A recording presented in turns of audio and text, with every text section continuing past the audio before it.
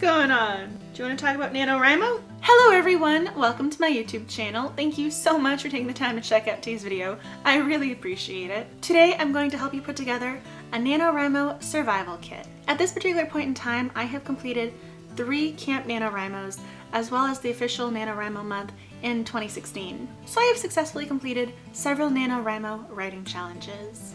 There certainly are live and learn experiences, and surviving NaNoWriMo is definitely one of them. Clearly I like the idea of NaNoWriMo, otherwise I wouldn't take part in it over and over again, but I will just mention I don't think you should write just for the sake of writing. I think you should have a plan or a plot or know what you want to do with your words. While the word vomit idea is great and then you can edit from there, I don't think you should just write and then have to delete half of your words. So make sure when you're writing, you know what you have in mind so that you don't waste your time. Know your goal and what you want to accomplish. Do you want to talk about NaNoWriMo? And to keep this little guy busy while I'm writing, I stock up on dog treats.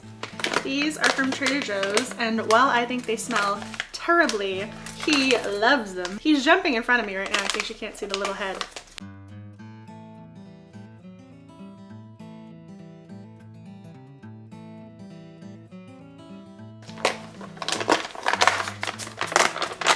Oh, they smell so bad, but he loves them.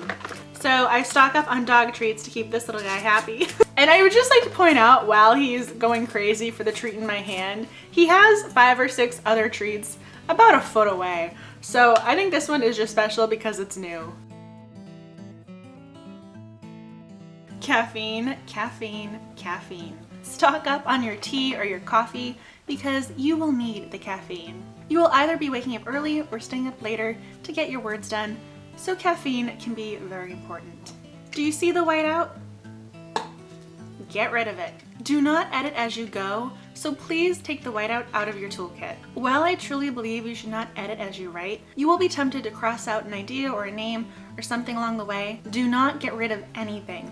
Keep all of your ideas. Make sure you have some sort of spot available so you can keep track of all of your notes, you can put them aside, you can refer back to them later. Do not get rid of anything. When it comes time to go back and revise and eventually edit, you don't want to forget what you were thinking in that moment, so remove the whiteout from your toolkit.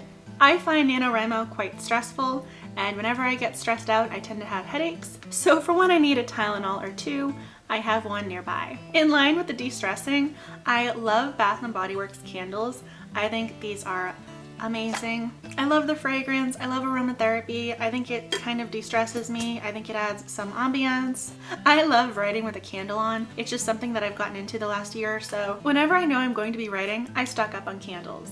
And I tend to buy these 3-wick candles when they're on sale for $12.50. Bath & Body Works has sales every so often, and so whenever they do, I buy them. I like to spray a calming fragrance on my pillowcase.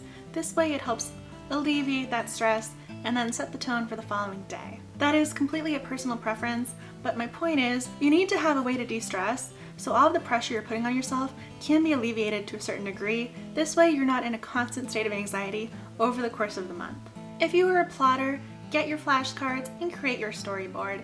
It is time for you to make sure you know your story inside and out, because knowing your characters and your overarching storyline is going to be super important when you are writing. I have a wall in my apartment that is just all flashcards for one story, and then I have a second wall that has smaller flashcards which are all ideas. This is the time when you should figure out what is going to work best for you.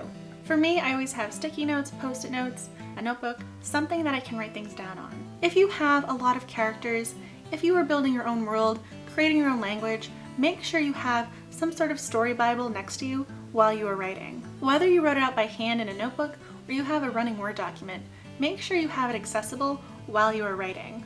Plan out your week. Figure out when you have time to write and make sure you schedule that time so that nothing else infringes on your writing. This way, if somebody says they need to schedule a meeting or you need to make a doctor's appointment or something, you realize that you put that writing time aside. This is something I got in the habit of doing more so when I was a master's student. I always had research to get done, so I would schedule time to write my thesis during the day.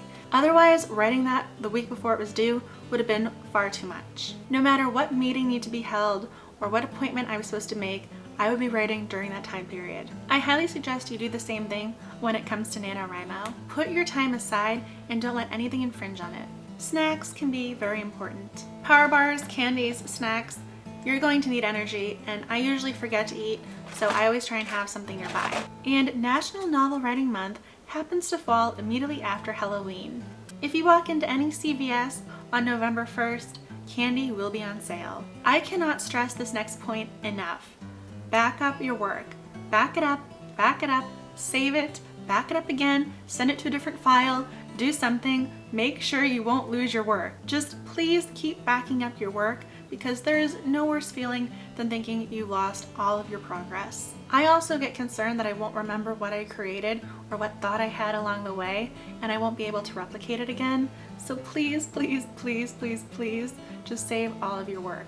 I don't care if you wrote 50 words or 1,000 words. Save that new file to a hard drive, because if you had a great idea, 50 words can make a big difference. I am a big believer and advocate for planning out your novel before the official writing challenge begins. For me, that is taking a notebook, writing down the overarching narrative, writing down all my character names, any details I can think of that I want to include later on. For me, plotting made all of the difference, so that when I started on November 1st, I had everything I needed to draw from. It wasn't as if I was starting from scratch, because that would have been such a different day. I am a big believer in plotting out your novel or having your ideas in place before November 1st begins, or before you undertake the camp writing challenge or anything else. Having your characters' names, their mini biographies, the overarching narrative that you want to achieve, these notes will not only keep you on track, but when you get really stressed out, because that will occur during the month, you can refer back to your original thought process and take from that. Your notes and your plot will not only be your guide, but they will be your safety net during the writing challenge. At least that's how I felt. I will link all of my previous NaNoWriMo videos for you down below, but be sure to let me know if you have any questions on my NaNoWriMo experience. I survived and succeeded, so can you. If you've done NaNoWriMo in the past, let me know about your experience down below in the comments section.